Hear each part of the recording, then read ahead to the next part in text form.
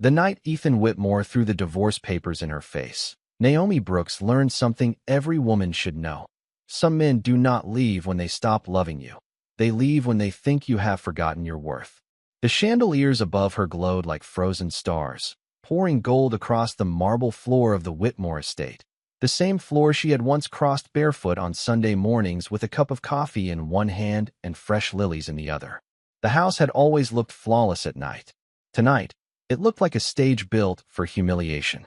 Naomi stood in the center of the living room in a soft ivory dress she had chosen for their anniversary dinner, the silk skimming her frame with quiet elegance, her wedding ring catching the light each time her trembling fingers brushed the edge of the dining table.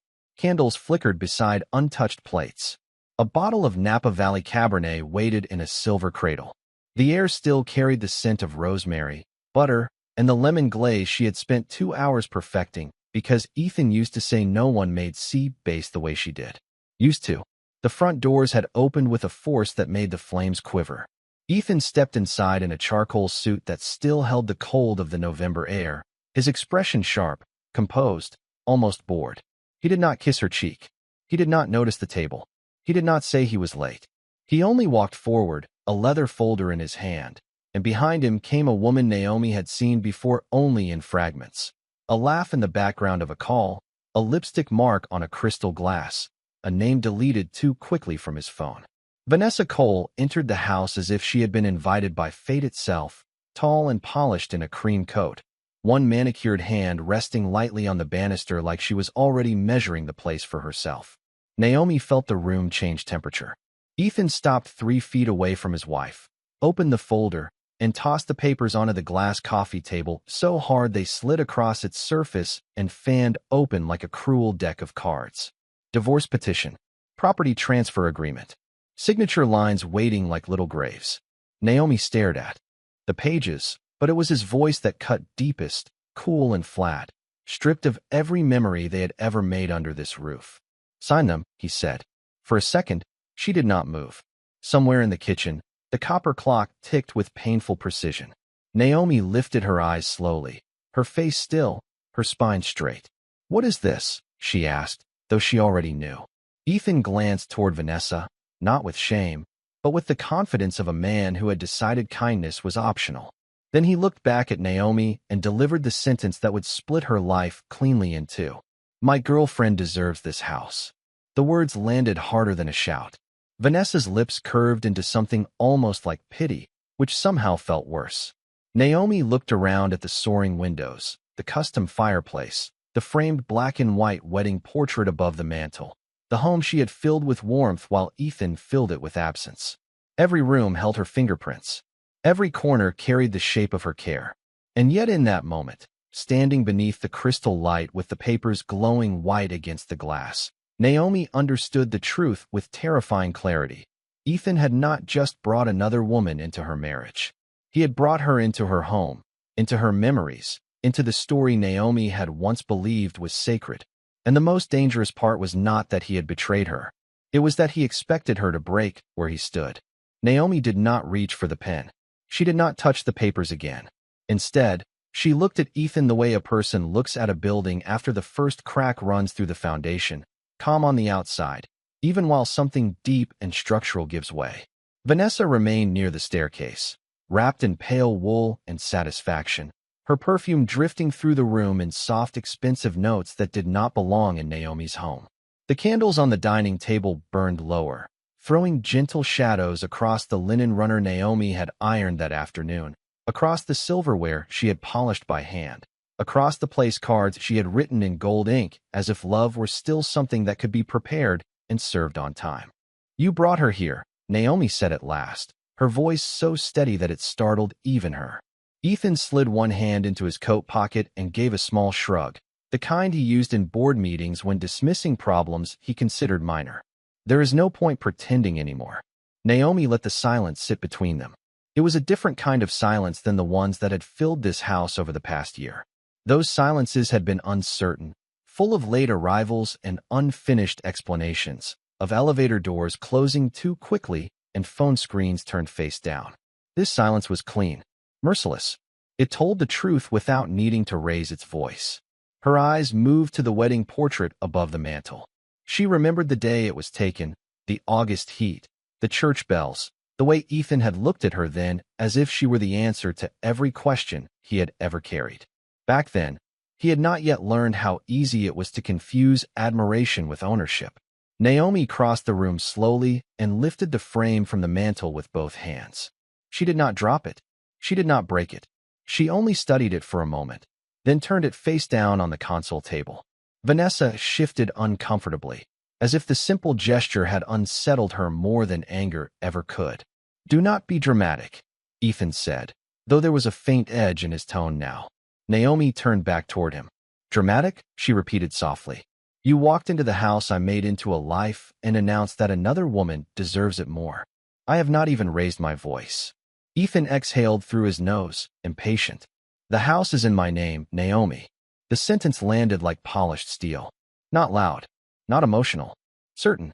Naomi felt the truth of the law and the insult beneath it at the same time. Yes, his money had bought the walls. His company had wired the transfers. But she had chosen the stone in the kitchen, the soft gray paint in the guest room, the antique mirror in the foyer, the blue hydrangeas lining the back terrace every spring. She had built the warmth inside the architecture. She had turned square footage into memory. Vanessa stepped forward then, just enough for the heels of her boots to click against the marble. "I know this is difficult," she said, with the polished cruelty of someone who mistakes composure for class. "But it would be better for everyone if we handled this like adults." Naomi looked at her fully for the first time. Vanessa was beautiful in the way magazine covers often were, expensive, glossy, curated to perfection. But there was no depth in her expression, only the thrill of acquisition. Naomi almost pitied her. Almost. "Adults do not inherit other women's lives and call it destiny," Naomi said. Vanessa's face tightened. Ethan stepped in before she could answer. "Enough. I am not here to argue. I am giving you 2 weeks to move out. 2 weeks. After 7 years of marriage. After every holiday centerpiece, every donor dinner, every careful smile at charity galas, every lonely evening spent defending a man who had slowly disappeared long before tonight." Naomi folded her hands in front of her so he would not see them tremble. "And if I refuse?" Ethan met her gaze without hesitation. "You will not." That certainty told her everything. He believed she was still the woman who would preserve his reputation at any cost, who would swallow humiliation to avoid a scene, who would leave quietly because dignity had always mattered more to her than winning. He had mistaken restraint for weakness. Naomi glanced once more at the papers, then at the front door, then at the staircase where Vanessa stood like a badly chosen replacement in a beautiful frame. Something old and tender inside her was still bleeding.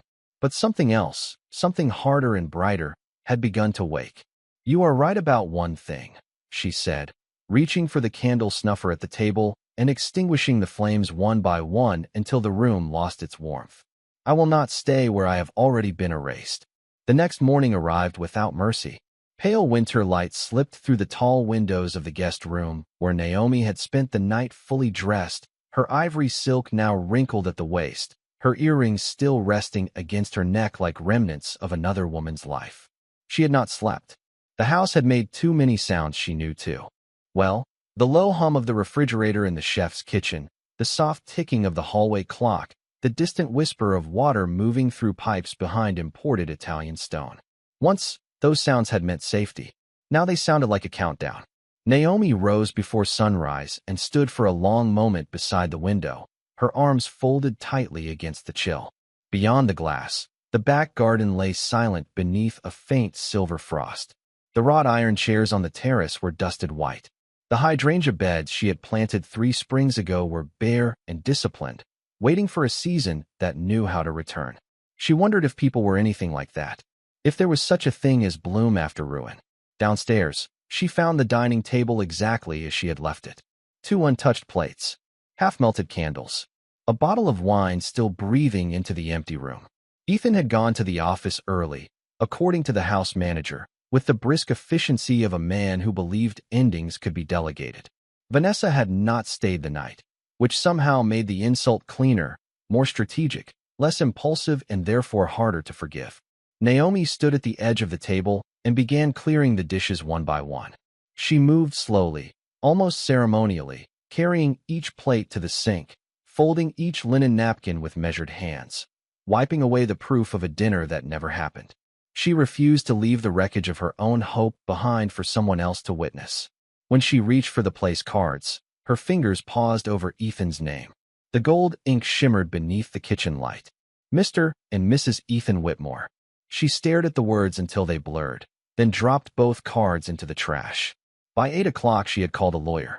By 9, she had called a moving company and reserved the smallest truck they offered, a modest 14-foot box truck for Saturday morning, because despite everything, she owned less here than most people would have imagined. The art was Ethan's. The deed was Ethan's. The investment accounts were tied up in structures she had once trusted without question. What was hers was quieter, books with penciled notes in the margins, her grandmother's pearl bracelet in the top drawer of the vanity, a walnut recipe box stained with vanilla and thyme, a sketchbook filled with room layouts and color palettes from the years she had spent turning cold square footage into a home that photographed like elegance and felt like peace. Just before noon, Naomi climbed the staircase to the second floor and entered the dressing room off the primary bedroom. Her gowns hung in color order. Her shoes sat in clear boxes beneath custom lighting. Everything looked curated, expensive, serene. It was the kind of room magazine editors called aspirational. Naomi reached for a suitcase and began placing only the essentials inside. Cashmere sweaters, dark jeans, a camel coat, toiletries, documents, the pearl bracelet. At the very back of the closet, behind garment bags and winter storage, she found the red dress she had never worn. It was deep crimson, structured through the waist, elegant without trying too hard. She had bought it 2 years earlier for a charity gala Ethan canceled at the last minute because of a business emergency that now felt suspicious in retrospect. Naomi touched the fabric lightly, then left it where it was. Not yet. Her phone buzzed against the marble vanity. A text from Ethan. Please be reasonable. My attorney will send everything over this afternoon. Naomi read it once and placed the phone face down. Reasonable. The word almost made her smile. For 7 years, she had been reasonable when he missed anniversaries, when he forgot conversations, when he let work consume every tenderness they had once protected like something sacred. She had been reasonable every time love asked her to shrink in order to survive. But as she zipped the suitcase and looked around the beautiful room that no longer recognized her, Naomi understood something with piercing calm. Reason had kept the peace, but it had never protected her. And from this moment on, protection would be her job. Saturday arrived under a low gray sky that made Manhattan look carved from smoke and steel. At exactly 9 o'clock, the moving truck pulled into the circular driveway of the Whitmore estate, modest and almost apologetic beside the line of luxury vehicles usually parked there. Naomi watched from the front window of the breakfast room, a mug of untouched coffee cooling between her hands. She had dressed simply in dark denim, a cream turtleneck, and her camel coat, the kind of outfit that asked for nothing and surrendered nothing. Her hair was pulled into a low knot at the nape of her neck. There was no audience for dignity this morning, only witnesses. 2 movers stepped inside with careful shoes and polite voices, glancing around the grand foyer with the restrained curiosity of men trained not to react to other people's private collapses. Naomi greeted them with a composure that felt borrowed from the woman she was becoming. Only the items marked with blue tape, she said, handing one of them a printed list. Her tone was calm, practical, clear. They nodded and went to work. Every room they entered gave something back to her in pieces. A lamp from the reading nook in the library. 3 boxes of books from the study Ethan had rarely used, but she had kept warm with lamplight and quiet music. A set of ceramic bowls from Santa Fe she had bought on their 2nd anniversary. The framed watercolor of Cape Cod her mother had given them as a wedding present. Each object seemed smaller once lifted from its place, as if love had once enlarged everything it touched. Around 10:30, Naomi carried the walnut recipe box down from the kitchen and found Vanessa seated at the island, dressed in white cashmere and scrolling through a home decor website as though she were already planning where to place new flowers. A half-eaten croissant rested beside her phone on one of Naomi's linen napkins. For one suspended second, the scene was so absurd Naomi almost laughed. Vanessa looked up first and offered a smile polished thin with possession. "I was just thinking this room would look lighter with the stools replaced," she said, turning the screen slightly as if they were discussing a renovation on friendly terms. Naomi set the recipe box on the counter with deliberate care. "That would be a bold choice for a house you have not learned how to keep warm," she replied. Vanessa's smile faltered, but only briefly. "You always make everything sound deeper than it is." Naomi met her eyes. "That is because some things deserve depth." Before Vanessa could answer, Ethan walked in from the terrace doors, phone in hand, his coat unbuttoned, his impatience arriving before he did. He looked at the moving boxes stacked near the foyer and then at Naomi, as if the visible proof of her departure had unsettled him more than her staying ever had. "You could have waited until Monday," he said. There was no reason to turn this into a production. Naomi almost admired the precision of his denial. Even now, with strangers carrying her life out through the front door, he wanted the ending to feel administrative, neat, efficient. "It stopped being private the moment you brought her into it," Naomi said. Ethan's jaw tightened. "The attorneys are still discussing the settlement." "There is nothing to discuss about what belongs to my name," she answered. "You made that very clear." For the first time, he seemed to really look at her. Not at the wife who had absorbed disappointment with grace, not at the woman arranged neatly beside him at fundraisers and board dinners, but at someone quieter and more dangerous than anger. Naomi reached into her coat pocket and pulled out a small brass key, worn smooth with time. Ethan frowned. "What is that?" She held it up between two fingers, and sunlight from the terrace caught along its edge. "The key to the first apartment we rented when we still believed sacrifice and love were building the same future," she said. "I found it in my jewelry drawer this morning." Vanessa shifted on her stool, suddenly excluded from something she could not buy her way into. Ethan said nothing. Naomi placed the key on the marble counter between them. "Keep the deed. Keep the glass walls. Keep the illusion if you need it that badly." Her voice stayed level, but each word landed with deliberate force. "A house is easy to transfer. A home is not." Then she turned away before either of them could respond and walked through the foyer as the movers carried out the last of her boxes. At the front door, she paused only once. The winter air met her face, with a clean, sharp cold. Behind her, the chandeliers still shone over polished floors and expensive silence. Ahead of her, the truck stood waiting beside the curb, plain and honest and entirely hers. Naomi stepped outside without looking back. She did not leave that house empty-handed. She left with the one thing neither Ethan nor Vanessa had understood how to value, and that made her richer than both of them. Naomi's new apartment was 680 square feet on the fourth floor of a pre-war building on the Upper West Side, with narrow hallways, uneven hardwood floors, and radiators that hissed like they had opinions about winter. It was the kind of place real estate agents called charming when they meant small, but the first night she stepped inside with her boxes stacked by the door and the city glowing faintly beyond the windows, it felt more honest than anything she had lived in for years. No vaulted ceilings. No imported stone. No staff moving quietly through the background to preserve a polished illusion. Just one brass lamp on the floor, 3 sealed boxes in the corner, and the clean, unsettling silence of a life stripped down to its truth. Naomi stood in the center of the living room with her coat still on and let herself feel it at last. Not the sharp humiliation of that night in the house. Not the cold shock of Ethan's sentence or Vanessa's easy entitlement. This was something quieter, a grief without witnesses, the kind that settled into the ribs and stayed there, asking to be carried with dignity because it would not be moved by tears alone. She placed her keys on the windowsill, removed her gloves, and opened the nearest box. Books, linen dish towels, a framed photograph of her parents on Martha's Vineyard 20 years earlier, both of them laughing into the wind. A small ceramic bowl she had used for lemons in the old kitchen. She set each item down carefully, arranging them not because the apartment was ready, but because she was. By Monday morning, the practical world returned with its demands. Her attorney called at 9 with updates on the property division, the marriage settlement, the usual language people used when trying to reduce heartbreak to paragraphs and signatures. Naomi listened, took notes, asked precise questions, and never once allowed her voice to waver. There would be no dramatic fight for the house. No public accusations. No tabloid statement.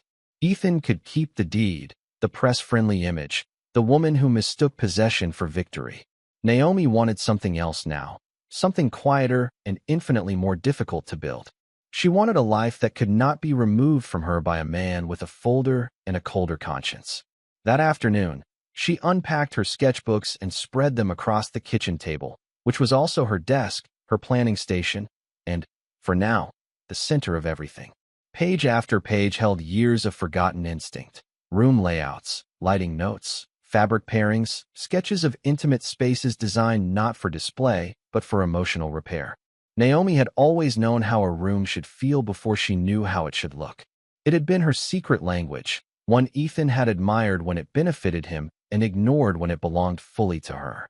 She ran her fingertips over an old penciled phrase written in the margin of a design page from years ago. A home should hold people gently. The sentence stopped her. For the first time in days, something inside her shifted. Not healed, not even close, but aligned. By evening, she had made 3 calls, one to a former gallery owner in Soho who now staged high-end residential listings, one to a real estate broker she had met at a charity luncheon 2 years earlier, and one to a woman named Elise Porter, a divorce coach whose brownstone had once been featured in Architectural Digest for its warmth and restraint. Naomi did not pitch a business. She asked questions. What did newly single women need when every room in their home reminded them of what had broken there? What did safety look like in color, texture, scale, light? The answers came slowly, then all at once. Comfort without sentimentality. Beauty without performance. Space that did not ask anyone to remember who they used to be. Near midnight, Naomi stood at the window in wool socks and an oversized sweater, looking out over Broadway as yellow cabs moved below like restless beads of light. The apartment behind her was still incomplete. One curtain missing. Boxes half open. No art on the walls. But the air had changed.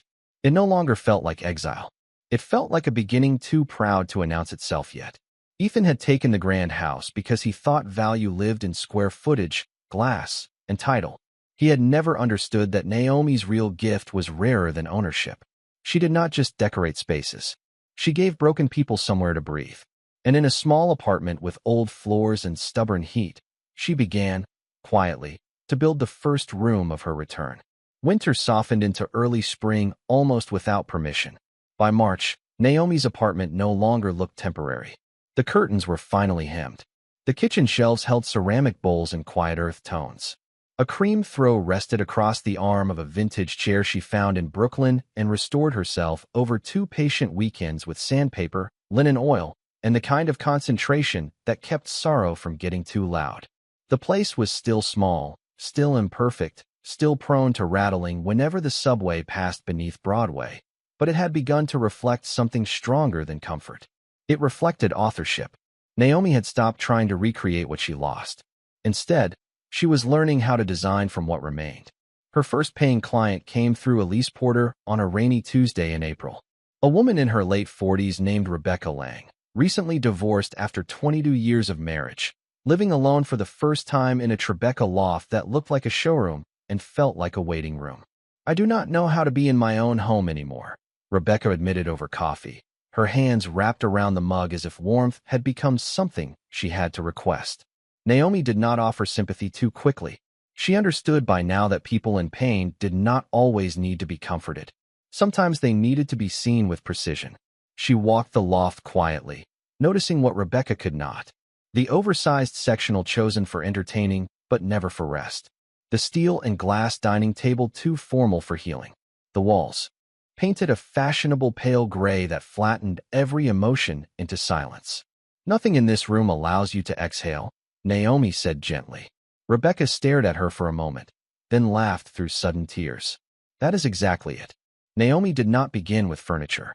She began with permission. One reading lamp moved closer to the sofa. One brutal mirror removed from the entryway. One guest bedroom converted into a writing room with soft linen drapes, warm oak shelving, and a chair positioned to catch the morning light. She replaced hard edges with rounded shapes, showroom symmetry with lived-in grace, decorative objects with meaningful ones. A stone bowl from New Mexico, framed black and white photos of Rebecca's daughters. A woven throw that looked beautiful but was chosen because it felt like safety across the shoulders on difficult evenings. When the project was finished 6 weeks later, Rebecca stood in the doorway of her transformed loft and pressed one hand to her chest. "It feels like I can breathe in here," she whispered. Naomi smiled, not because the room looked expensive, though it did, or polished, though it was. She smiled because the sentence confirmed what she had begun to understand in her own apartment months before. She was not in the business of interiors.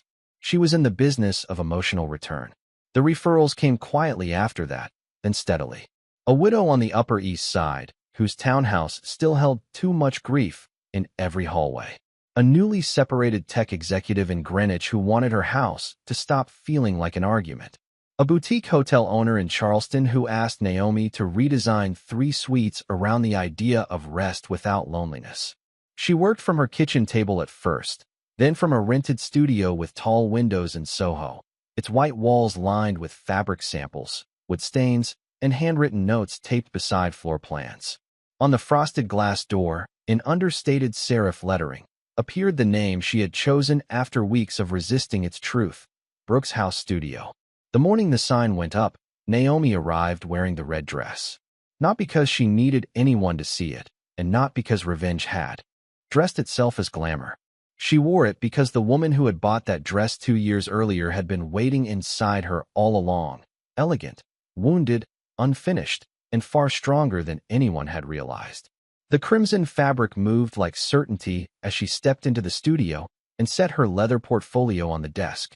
Outside, the city hurried past in black coats and coffee cups, unaware that one more woman had quietly rebuilt her life without asking the world to announce it. Naomi ran her fingertips across the edge of the desk and looked around at the space she had claimed with skill, not permission. Ethan had imagined her ending when she walked out of that house with a suitcase and a few marked boxes. What he never understood was that women like Naomi did not collapse when they were cast out. They became architects of their own return. By the time October arrived, Brooks House Studio had become the kind of name people said with lowered voices at dinners where success was measured in square footage and guest lists. Not loud enough to provoke envy. Not soft enough to ignore. Naomi's work had begun appearing in glossy design features and discreet business columns, praised for its unusual ability to make luxury feel intimate rather than performative. Editors called it restorative elegance. Clients called it the first place they had slept well in months. Naomi called it what it had always been, rooms built not just to impress the eye, but to steady the heart. On the second Thursday of the month, she stood in her Soho studio while late afternoon light poured across sample boards and architectural sketches, listening as her assistant, Claire, read through the evening's event itinerary. The Manhattan Property and Design Gala would begin at 7 at the Astor Meridian Hotel, a restored Beaux-Arts landmark with crystal ballrooms, carved limestone fireplaces, and the kind of old-money hush that made every entrance feel deliberate. Brooks House Studio had been selected for the evening's Emerging Visionary Award, and Naomi had agreed to attend only after learning the event would also announce the lead creative partner for the Hathaway Restoration Project, a multi-million-dollar redevelopment of historic residences into healing-centered luxury properties. It was exactly the kind of work she had spent the past year quietly preparing to do. Claire handed her the final portfolio case and smiled. "You are going to own that room." Naomi almost corrected her. She had no interest in owning rooms anymore. She preferred changing them. Still, when she arrived at her apartment 2 hours later and unzipped the garment bag draped across her bed, she knew this night required more than restraint. The red dress waited inside. The same deep crimson she had left untouched in the back of her closet the day she packed her life into marked boxes and a 14-foot truck. Now the fabric looked different, or perhaps she did. It no longer felt like a postponed promise. It felt like a verdict. The dress skimmed her frame with tailored precision, elegant and strong, its lines clean, its color unmistakable. She paired it with simple diamond studs, a black wool coat, and the quiet confidence of a woman who no longer dressed to be adored. She dressed to be fully seen. The ballroom at the Astor Meridian glowed with amber light reflected through tiers of crystal chandeliers. Men in black tuxedos and women in satin and silk moved through the room with the slow confidence of people accustomed to beautiful things. Waiters carried trays of champagne beneath ceilings painted with gold leaf and faded myth. A jazz trio played near the far archway, their music floating above the low current of conversation. Naomi stepped inside and felt the subtle shift that always happened when presents arrived before introduction. Heads turned, voices lowered. A few people smiled with immediate recognition. Others searched their memory for her name and then found it all at once. Naomi greeted donors, developers, editors, and architects with the precise warmth she had learned was more powerful than charm.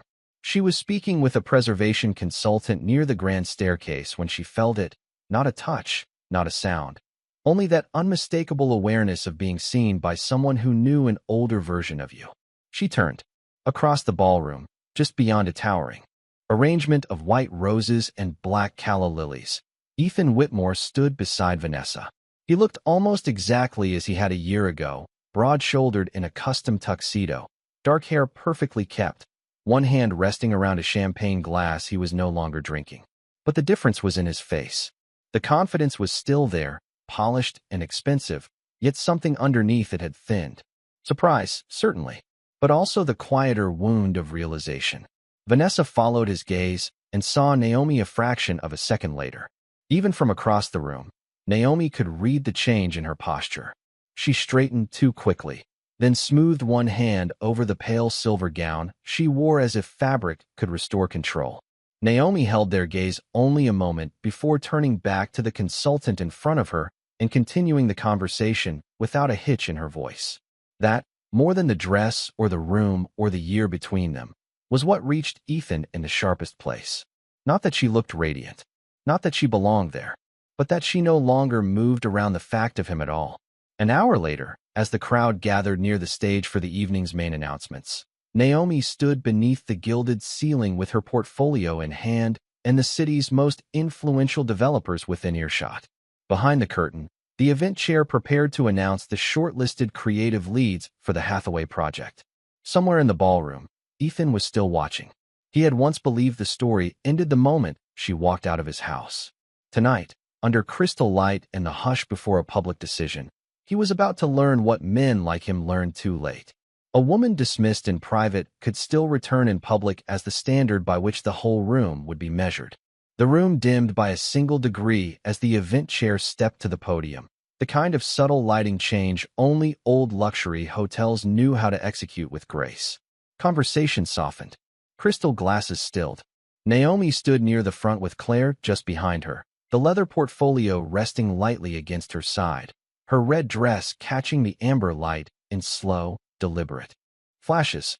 On the far side of the ballroom, Ethan and Vanessa had moved closer to the stage, drawn by the same instinct that pulled everyone in powerful circles toward moments where status might shift without warning. The chair welcomed donors, preservation leaders, and the select firms shortlisted for the Hathaway restoration project, speaking in polished phrases about vision, legacy, and adaptive luxury. Naomi listened without appearing to strain, but she felt her pulse in the quiet center of her wrist. Not fear. Readiness. She had not built the past year for applause. Still, there was something sacred in being publicly recognized for work born out of private ruin. The first announcement came easily. Brooks House Studio was named recipient of the Emerging Visionary Award. The applause began warm and expanded quickly, rolling through the ballroom with genuine force. Naomi stepped onto the stage, accepted the Sculptural Glass Award with a composed smile, and thanked the committee in a voice as measured as candlelight. She spoke briefly about design as emotional architecture, about the responsibility of beauty to do more than impress, about creating spaces where people could begin again without shame. Several people in the audience leaned forward when she said that last part, as if they recognized themselves in it. Ethan did not clap at first. Then, perhaps because everyone around him was, perhaps because not clapping would have revealed too much, he lifted his hands and joined in, though his expression remained fixed in something tighter than pride and far older than surprise. Vanessa smiled beside him, but the smile looked strategic now, held in place rather than felt. When Naomi left the stage, 3 developers approached her at once, followed by a hospitality investor from Boston and the editor of a major design quarterly. Business cards changed hands. Names were repeated. Invitations were suggested. Claire fielded 2 requests for private meetings before the chair returned to the microphone for the final announcement of the evening. After extensive review, he said, pausing long enough for anticipation to become its own kind of theater, the board has selected the lead creative partner for the Hathaway restoration project. Naomi felt the air thin around her. Across the ballroom, Ethan straightened almost imperceptibly. His firm, Whitmore Holdings, had not been named publicly as a finalist, but she knew he had financial exposure tied to a related development in the same district, a project whispered about in market circles as overleveraged and overly dependent on perception. If Brooks House Studio won Hathaway, the city's attention would move where capital usually followed. The chair smiled toward the audience. Brooks House Studio, led by Naomi Brooks. This time the applause was louder, brighter, impossible to mistake for politeness. Claire let out a breathless laugh behind her. Naomi closed her eyes for half a second, not to compose herself, but to honor the woman who had once stood in a darkened dining room and extinguished candles one by one because warmth had already left the house. Then she turned and walked back to the stage under crystal light, each step precise, the red dress moving around her like the final line of a sentence written long ago and understood only now. From where he stood, Ethan looked as if someone had quietly removed the ground beneath a structure he had spent his life trying to control. Naomi did not need to hear his thoughts to know them. He had expected resilience, perhaps. Survival, certainly. But not this. Not admiration from the very world that once measured worth in his shadow. Not Naomi becoming the name people repeated with respect while his own carefully arranged future began to blur at the edges. Vanessa's face had changed too. Her composure remained, but the confidence beneath it had cracked. She had wanted entry into a world of marble foyers, key transfers, and social arrival. What stood on that stage now was something she had never understood how to compete with. A woman whose authority came not from what she had been given, but from what she had rebuilt after being denied everything. Later, when the ballroom dissolved back into conversation and music and circling waiters, Ethan crossed the room toward Naomi with the deliberate pace of a man trying to reclaim calm. Before anyone noticed he had lost it, Vanessa followed half a step behind, beautiful and brittle in silver.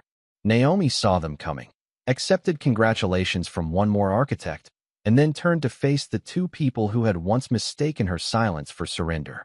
Ethan stopped in front of her, his voice low. Naomi. Just her name. No title. No script. No shield. She met his gaze with the same calm she had carried out of his house. The difference now was that the whole room had seen what he had failed to protect, and what he could never take credit for again. Behind her, the award caught the chandelier light. In front of her, regret had finally learned how to wear a tuxedo. For a moment, the ballroom seemed to narrow around the 3 of them, not because anyone had stopped speaking, but because attention had learned where truth was standing. Ethan looked at Naomi as though he were seeing her clearly for the first time, not as the wife who had once softened every sharp edge of his life, not as the woman he thought would disappear quietly into the margins of his success, but as someone complete without him. Vanessa remained at his side, one hand curled around her clutch, her silver gown catching the chandelier light in hard, brittle flashes. Naomi stood before them with her award in one hand and calm in the other, which was to say she stood armed with the 2 things neither of them had expected her to possess at the same time. Ethan swallowed before speaking again. You look incredible, he said, and the sentence arrived with all the weakness of a compliment offered too late to matter. Naomi's expression did not change. Thank you, she replied, polite enough to leave no opening, distant enough to close every door. Vanessa shifted, then offered a smile that tried for gracious and landed somewhere nearer to strained. Congratulations, she said. Your work is getting a lot of attention. Naomi turned to her with the same composure she brought to every room she redesigned, noticing what was misplaced without needing to announce it. Attention fades, she said gently. What matters is what remains when it does. Ethan glanced away for the briefest second, as if the words had found their mark too accurately. When he looked back, his voice had changed. The boardroom's certainty was gone. What remained was something rarer in men like him and far less flattering. Naomi, can we talk somewhere private? Around them, the gala had resumed its elegant rhythm. Glasses clinked softly. A waiter passed with a tray of champagne. Somewhere near the bandstand, a woman laughed too loudly at something unimportant. But inside the small circle of light beneath the chandelier, the question hung between past and consequence. Naomi could have refused immediately. She could have let silence answer for her. Instead, because dignity did not fear closure, she inclined her head toward a quieter alcove near the terrace doors. The air there was cooler, touched faintly by the October night slipping through the glass. Beyond the windows, Midtown shimmered in silver and amber, the city looking exactly the way it had the night her marriage ended, beautiful from a distance, ruthless up close. Ethan stood opposite her with one hand in his pocket and the other loose at his side, a posture that once would have signaled control. Tonight, it looked more like uncertainty dressed well. "I made a mistake," he said at last. Naomi let the words settle. She had imagined this moment in her weakest hours, not because she needed revenge, but because hurt always tried to bargain with fantasy before healing would accept fact. Yet now that the sentence had finally arrived, it sounded smaller than she had expected. "Yes," she said. Ethan blinked, perhaps expecting resistance, perhaps hoping for a softness he no longer had a right to. "I was angry, distracted. I thought I knew what I wanted." Naomi's gaze remained steady. "No," she said quietly. "You knew exactly what you wanted. You just did not expect the cost to include losing access to the version of yourself that could still be respected." The words stripped away what apology often tried to hide, and Ethan had no defense ready for them. He looked down at his glass, then back at her. "Vanessa and I are not." He exhaled, searching for a sentence polished enough to save face. "Things are not what I thought they would be." Naomi almost smiled, but there was no triumph in it. Only clarity. "Of course they are not," she said. "You gave a person a house and expected that to become a home. Those are not the same thing." Behind him, through the ballroom reflection on the glass, Vanessa stood alone now near a marble column, checking her phone with the rigid posture of someone realizing the room had changed allegiance. Ethan followed Naomi's line of sight and then lowered his eyes. "I miss you," he said, and this time there was no strategy in it.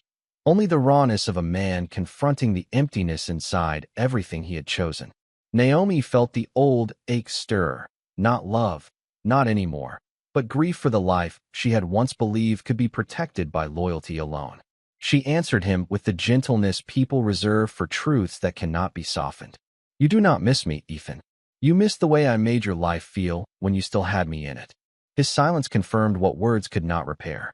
Naomi looked past him then, beyond the gilded room and the expensive sorrow and the years already gone. "I bought a property last month," she said. He frowned slightly, caught off guard by the shift. "A townhouse in Brooklyn. Pre-war. Damaged, but structurally beautiful. Brooks' house studio is restoring it now." Ethan listened without understanding, which was fitting. Naomi continued, her voice calm, almost luminous in its certainty. "It is going to become the Brooks House Foundation, a transitional home and design center for women rebuilding after divorce, displacement, and financial loss. Warm rooms, practical support, dignity without spectacle." For the first time that evening, Ethan looked genuinely shaken, not because he had lost her. That truth was old now, because in one quiet sentence she had revealed the full measure of the difference between them. He had tried to remove her from a house. She had taken that wound and turned it into shelter for others. "Naomi," he began, but there was nothing he could add to a legacy already forming. She stepped back then, not dramatically, not cruelly, only decisively. "I hope you become someone you can live with," she said. "But I am no longer the place where you come to be forgiven for what you chose." Then she turned and walked back into the ballroom, where Claire was waiting, where the board members of Hathaway were already asking about timelines and design phases, where her future stood not in fantasy, but in appointments, contracts, and earned respect. Behind her, Ethan remained near the terrace doors with the city reflected around him like a life made of surfaces. Naomi moved through the golden light in crimson silk, steady and unhurried, and every step carried the quiet force of a woman who no longer needed anyone to hand her a house because she had learned how to build a life. And that was the final justice of it. Vanessa had wanted the address. Ethan had wanted control. Naomi left them both with the only thing that lasts when the lights go down and the guests go home. She left with legacy,